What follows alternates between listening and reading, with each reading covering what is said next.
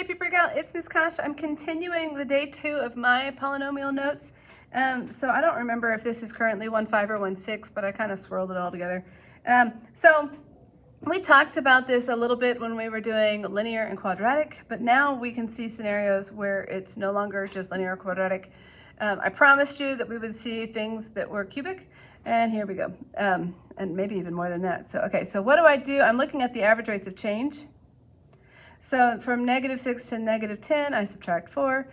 -10 to -6, I add 4. Can you see that's a minus? Okay, and then I add, what do I add? 18. And then I add, 8 gets me to 20, then I need 30 more. So 38, oh, that's annoying. Okay, and then I add, who wrote this problem? Me, I did this to myself. Okay, then I add 64, did I do that right? 50 gets me to 100, and then I need another 16, okay. And so now, it's obviously not linear. -4 to 4, I had to add 8. 4 to 18, I had to add 14. So from 18 to 38, I had to add 20. I hope this is 26 because that follows the pattern that I already see. Let's see, if I add 6 to this, that puts me at 44. If I add 20 more, I'm at 64, I mean. It was 24. No, 26, I'm sorry. Okay, and now I ran out of space, but, oh, did you notice that we do need to check that these are all equally spaced, and they were, which was convenient. And so here we're gonna add 6, we're gonna add 6, we're gonna add 6. And so it's not linear, the average rates of change are not the same. It's not quadratic, the rate of change of the average rate of change is not the same. But the rate of change is changing. Oh my goodness, that was ridiculous. The best way to describe that is the third difference is the same, so this one is cubic. Okay, here's hoping the next one's better. We add 14, we add 8, we add 2, we add 4. No, we subtract 4, just checking, just testing you. We subtract 10, that was a -4. That was terrible handwriting. Okay, what did we do here? We subtracted 6, we subtracted 6. Oh, good, we subtract 6, we subtract 6. Fantastic, that's quadratic. Okay, the next one, I bet this is quartic. Oh, here we go, you ready for this? We subtract 36, we subtract 4, we subtract 2, we subtract 6, we add 8. Okay, we add 32, we add 2, we subtract 4.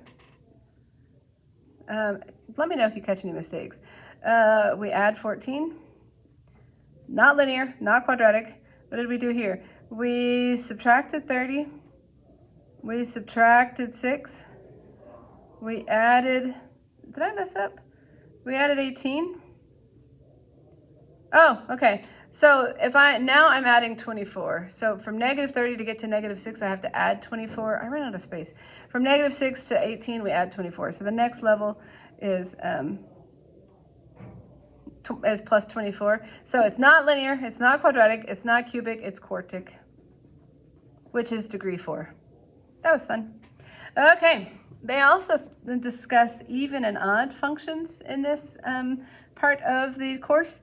An even function is graphically symmetric over the x-axis. No, the y-axis. I was just testing you. It wouldn't be a function if it was symmetric over the x-axis, up and down. That would not be a function. But it's over the y-axis and has the property that f of -x is equal to f of x. Okay, so what we're saying here is one of the best examples is, pretend that was symmetrical. If I have a parabola, so y equals x squared, this point right here, if this is, say f of 2 is equal to 4, if it's just y equals x squared, then over here we have f of -2 is also equal to that 4. So my f of -2 was exactly equal to f of 2. This was one case. You have to actually, to do an algebraic proof in a second, you have to prove it for every case, but I was just demonstrating to you what I was talking about. Another example might be something that we study later this year. This is my attempt at drawing a piece of the cosine function. That's terrible. But pretend I can fold this over like that, and then we find that we have symmetry there also. Okay, so to prove it algebraically, what we have to do is we have to start with our function and plug in -x anywhere. We're doing f of -x. Well, what happens when I have a negative and I raise it to an even power? If I have 4 negatives, a negative times a negative is a positive, a negative times a negative is a positive times a positive is still a positive, so this is equal to 7x to the 4th minus 13, which is exactly where I started, okay? And so this right here shows that f of negative x is equal to f of x. I like to use these little dots to tell me therefore f of x is even. I will make a distinction. We were looking at polynomials. You can have an even degree. It's different than an even polynomial. This one, if I had something like, well, okay, let's say I had something like y is equal to x plus 2 squared.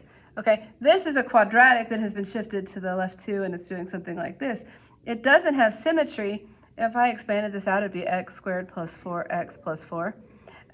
It doesn't have symmetry over the y-axis, but it's an even degree function, but it's not an even function.